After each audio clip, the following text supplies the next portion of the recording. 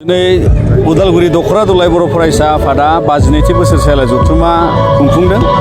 आरो बे गेवलां मेलाव बिथांमोना जोंनि मिरु एबसुनिफ्राय लिंहरनानै जों बेयाव बाहागो जाफैदों आरो बेखौनो दिनै उदालगुरि दख'रा एबसुआ 52 बोसोर दख'रा आफाद हिसाबै बोसोरसालिया जथुम्मा खुंनो हादों आरो बेयो जोंनि दुलाय बर' फरायसा आफादनि मोनसे गोहो जाय खौसेथि थामोनथाय आरो दावगाथायजों बे हालामाव दुलाय बर' फरायसा आफादनि थांखि बिथांखिखौ लानानै बायदि समाज माहारि जौगानांगौनि थाखाय रांखान्थि जौगानाय सोलोंथाइ रैखाथि सोलोंथाइ फेहेरनाय आरो बे गासै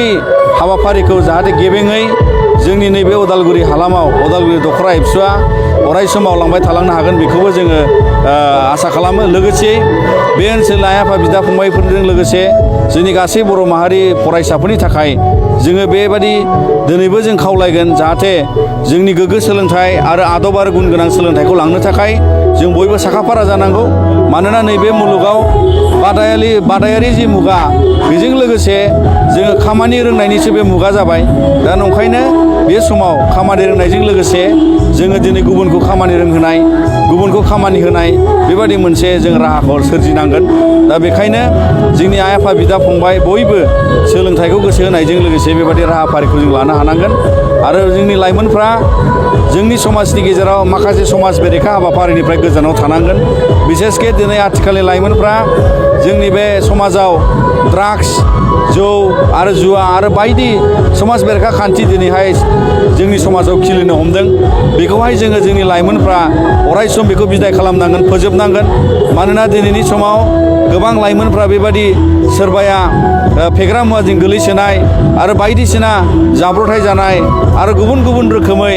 मबाइल आरो बायदि नांनायनिफ्राय बारा बाहायनाय बेखौ जों गोजानाव दोननांगोन। फारसेथिं जोङो बिनि अनगायै जों फरायसा हान्जा हिसाबै जि लेखा फरायनाय हुदाखौ जों बारायथारनांगोन। मानोना गोबां फरायनायनि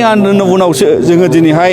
माखासे जोंनि गोग्गो सोलोंथाइखौ लानो हायो आरो बेखायनो जोङो दिनै फरायनायखौहाय गावजों लोगोसे बयजोंबो समान समानै बांसिनै लेखा फरायनाय हुदाखौ जों लांनांगोन।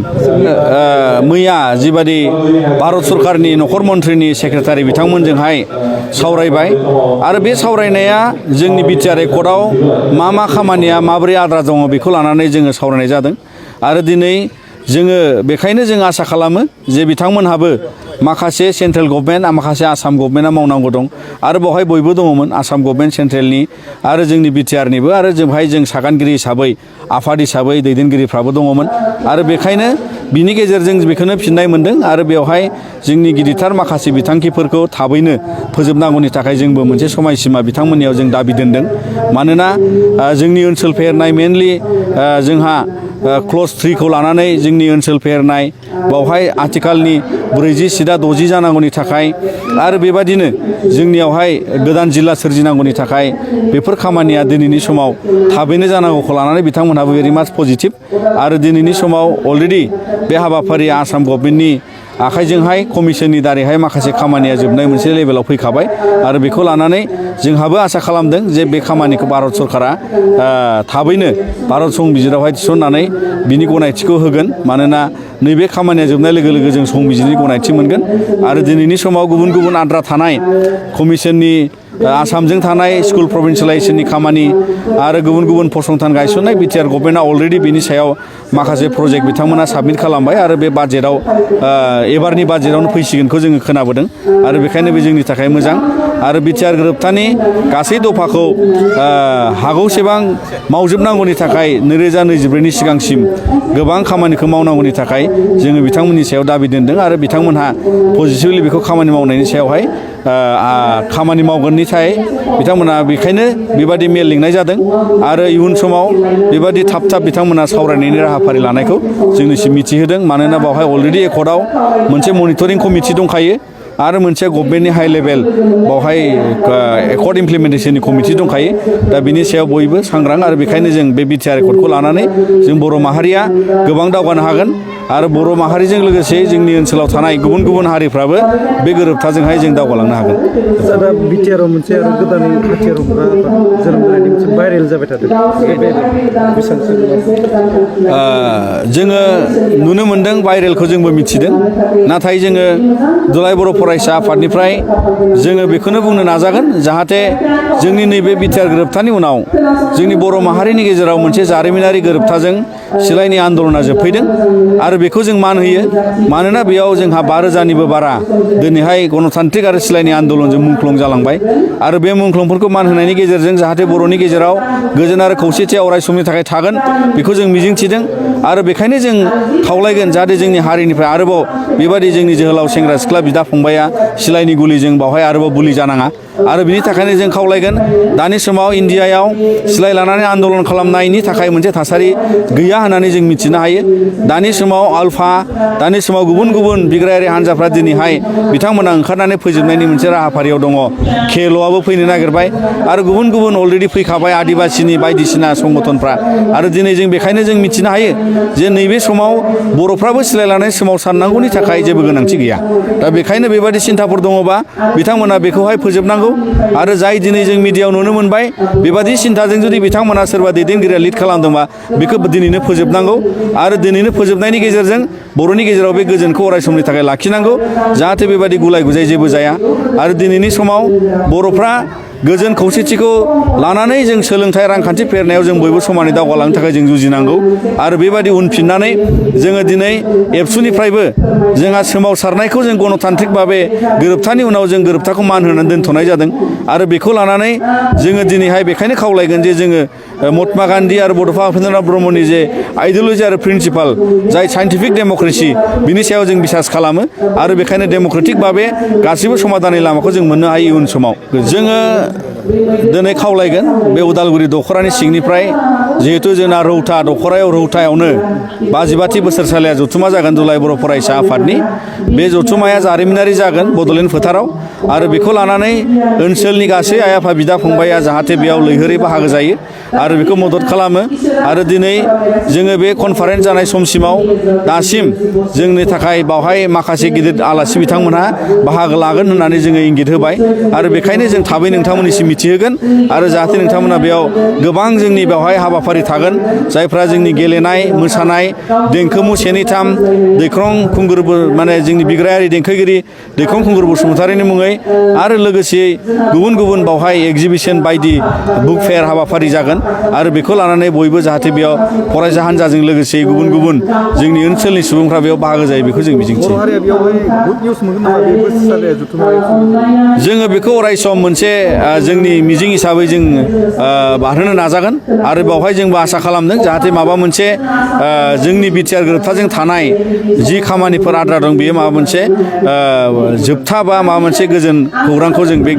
जथुमानि गेजेरजों मोननो हागोन मैया जिबादि भारत सरकारनि नखर मन्थ्रिनि सेक्रेटारि बिथांमोनजोंहाय सावरायबाय आरो बे सावरायनाया जोंनि बिटिआर एकर्डआव मा खामानिया माबोरै आद्रा दङ बेखौ लानानै जोङो सावरायनाय जादों आरो दिनै जोङो बेखायनो जों आसा खालामो जे बिथांमोनहाबो